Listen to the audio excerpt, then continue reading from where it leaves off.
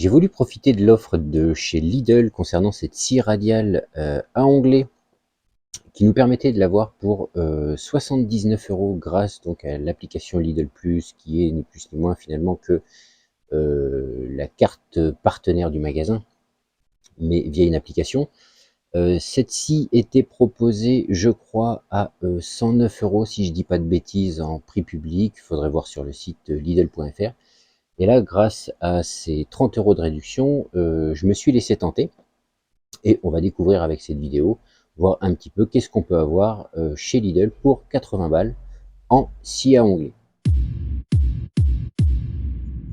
Salut, c'est Sylvain. Bon, je tarde en ce moment à vous faire des vidéos. J'ai plein d'idées de vidéos, de choses à vous montrer, à vous partager. Et je suis en plein travaux, donc les vidéos tardent à sortir. Mais là, je prends le temps ce matin de vous tourner celle-ci parce que je voudrais déballer cette scie, voir déjà un petit peu ce qu'on peut avoir pour 80 € en scie à onglet, donc radial. Et je vais surtout en avoir besoin. Donc je vais déballer ça avec vous. On va voir un petit peu si toi aussi tu envisages d'acheter cette scie et de profiter de l'offre de chez Lidl. Je ne sais pas si l'offre court encore, mais sinon en prix public elle était à 109 € et là on pouvait l'avoir à 79 €. Donc c'est une scie qui fait, donc je lis ici, 2000 watts de puissance, qui tourne à 4800 tours minute et un diamètre de lame de 210. Bon, sur le carton il n'est pas indiqué l'alésage de la lame, on verra ça par la suite, et a priori il y a de prémonter une lame avec 24 dents. En accessoire, on a un petit sac à poussière, deux petits serre-joints qui nous permettent de maintenir le bois ou autre d'ailleurs sur le guide, et puis deux trois petites clés à laine. Donc on va se déballer ça et puis on va voir un petit peu la qualité de finition et les choses comme ça. Le carton est assez gros, je ne sais pas s'il y a des choses à monter, si elle est déjà toute préassemblée, ce que je suppose. Alors, on a le petit sac à poussière rudimentaire. Bon, je te conseille de mettre un aspirateur, ça sera toujours plus efficace. Ici, la notice et les clés à laine. Et donc, la scie est toute pré-montée. Donc, je vais essayer de sortir ça, de sortir le carton en même temps. Au premier abord, la structure métallique a l'air assez costaude. La partie ici du carter est également tout métal. Il n'y a que finalement le cache-lame, la poignée ici et la partie moteur qui est en plastique, mais sinon tout est métallique. Alors déjà pour le prix, je te dirais que même à 109 €, eh bien ça semble qualitatif. Je ne sais pas avec le temps ce que ça va donner, mais au premier abord ça semble plutôt qualitatif.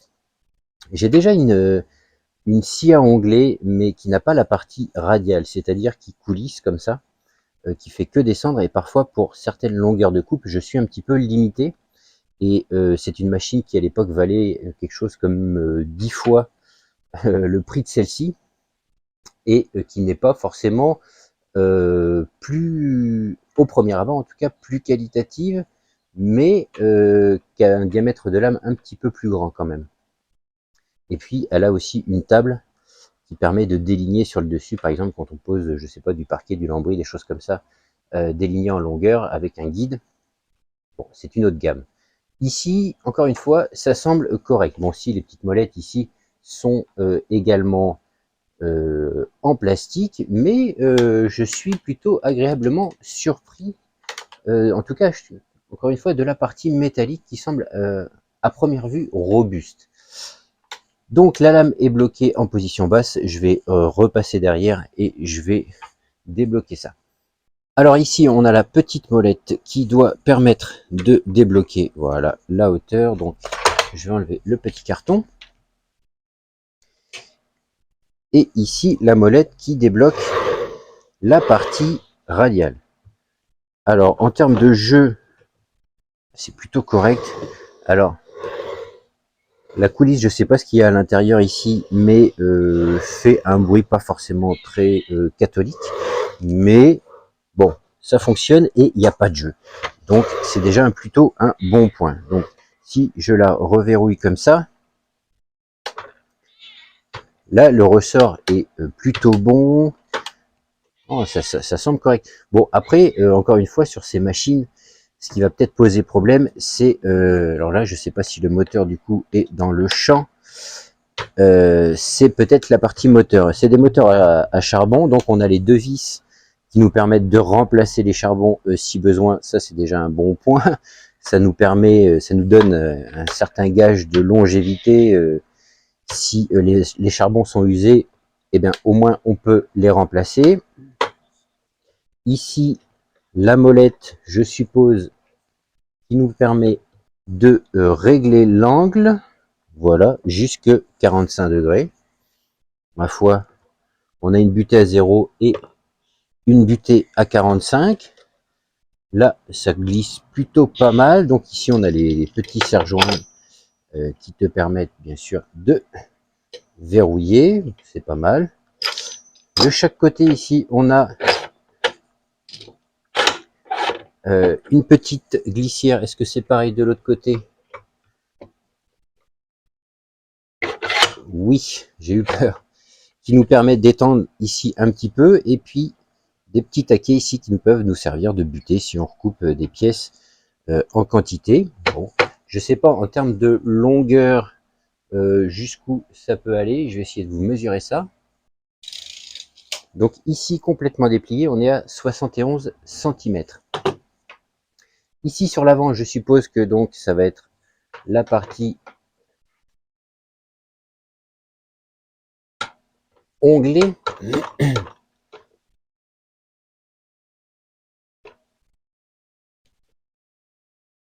On verrouille ici et là du coup on est à 90 degrés. On a une graduation ici qui nous permet de déterminer la profondeur.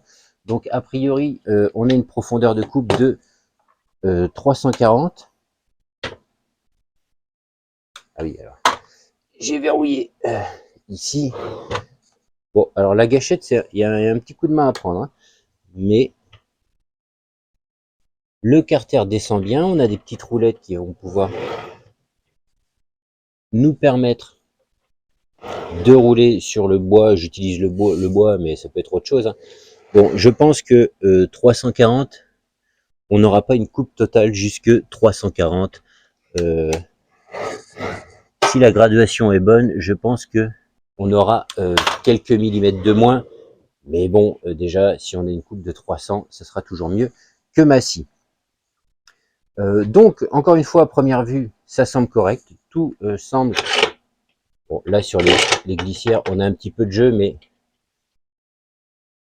Ah, même une fois verrouillé, on a un petit peu de jeu. Je sais pas la planéité du truc.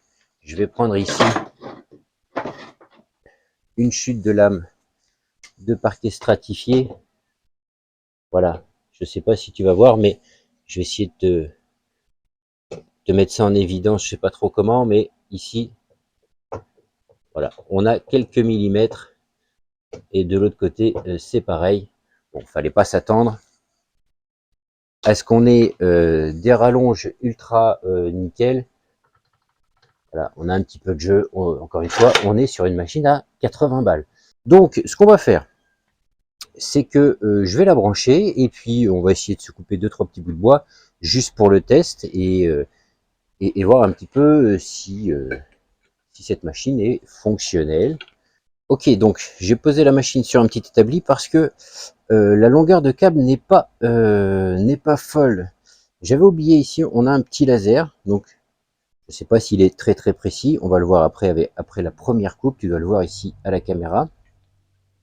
Il s'éteint sur le dessus, donc hop là, je vais pas le faire tomber. Ici, on a un petit bouton qui nous permet d'allumer ou d'éteindre le laser. Donc je vais le laisser allumer. On va voir s'il est à peu près précis. Donc ici, j'ai pris un petit bout de bois, un petit morceau de résineux. On va voir ce que ça donne.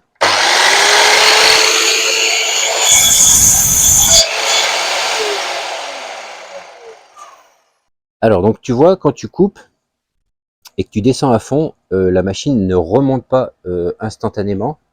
Si tu le souhaites, c'est-à-dire que tu vas ensuite pouvoir utiliser la partie radiale. Donc ça se joue, alors je sais pas si on va le voir, yops, ici avec la petite molette. Donc là normalement elle va monter, elle va descendre sans problème et elle ne va pas rester bloquée en bas.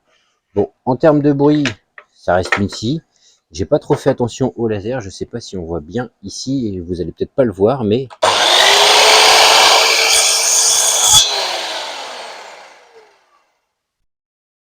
voilà, je sais pas si tu vois, mais en gros le laser il est pas trop mal, ça donne une indication, et je sais pas si on peut le régler un petit peu comme ça, mais bon, c'est pas le truc que j'utilise le plus souvent, mais ça peut nous donner une petite indication.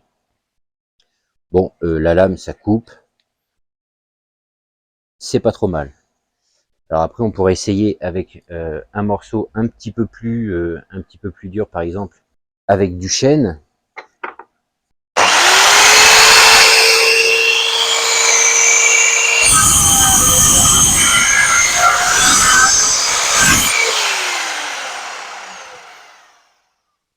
Bon, je suis pas allé au bout de la coupe parce que pour pouvoir vous filmer et couper en même temps, c'est pas forcément évident. Mais voilà, bon, ça a un petit peu chauffé, mais là c'est ma faute parce que j'étais pas à ma main. Bon, globalement, ça fonctionne. Qu'est-ce que je pourrais dire, à première vue en tout cas, sur cette machine? Cette machine, si tu commences à utiliser la partie radiale, tu vois, il va être nécessaire de la fixer. Il va pas falloir l'utiliser tel que. Si tu n'utilises pas la glissière et que tu descends simplement comme ça, là ça va aller, l'équilibre est bon.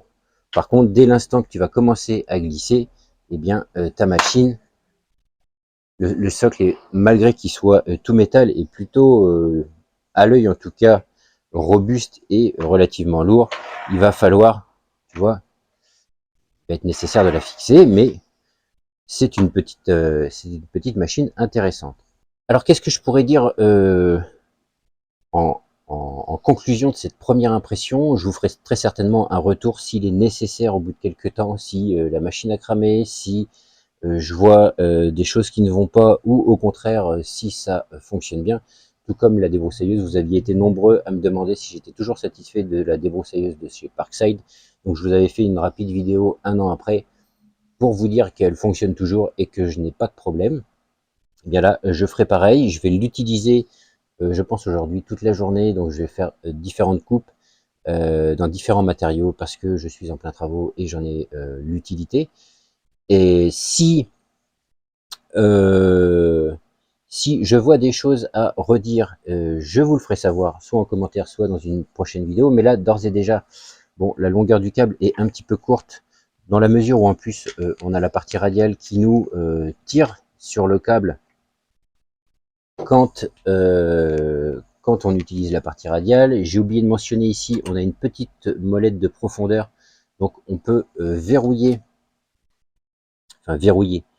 limiter ou pas la profondeur ici de la descente. C'est des choses assez classiques sur des scies. Mais encore une fois, pour 80 balles, j'ai l'impression que c'est plutôt correct. Je sais pas ce que tu en penses. Je vais peut-être te faire quelques plans où tu en as peut-être déjà vu sur la machine. Mais tout semble être correct. Bon, à part les glissières qui ont ici un petit peu de jeu, il va falloir la fixer. Si tu veux pas qu'elle bascule en mode radial, je dirais. Les petits serre-joints, je les ai pas essayés. Hein, j'ai fait la coupe à la volée parce que j'y ai pas pensé tout simplement. Mais voilà, tu viens, tu bloques ton bois. Bon, c'est des choses que généralement j'utilise pas trop, ou alors quand c'est vraiment dangereux, que c'est des toutes petites pièces. Mais globalement, c'est pas des choses que j'utilise très régulièrement. La glissière ici est ajourée un petit peu en dessous, donc ça permet de faire tomber un petit peu la poussière. Bon, le sac est juste, hein, quand tu as que ça, c'est mieux que rien. Si tu as un aspirateur, eh bien, c'est quand même beaucoup mieux. Voilà. J'ai pas grand chose de plus à vous dire sur cette scie en première impression. Voilà, je pense qu'on nous prend pas pour des idiots avec cette machine. Sur le carton, il nous était indiqué 2000 watts. Donc là, sur l'étiquette, il est indiqué entre, on va dire, 1700 et 2000 à 4800 tours. Je vous ai pas fait le diamètre de l'alésage, mais c'est écrit dessus. Donc c'est un alésage de 30. Donc ici, des lames de 210 par 30. Et cette lame ici fait 2,6 mm d'épaisseur. Donc c'est des choses qu'on va pouvoir trouver un petit peu partout. Ce qui est dommage quand d'habitude chez Parkside, quand ils vendent une machine, il y a souvent le consommable à côté. Là, il n'y avait pas. À une époque, on trouvait ce genre de lame, mais ici c'est une lame de 254, donc qui va être trop grande pour cette-ci.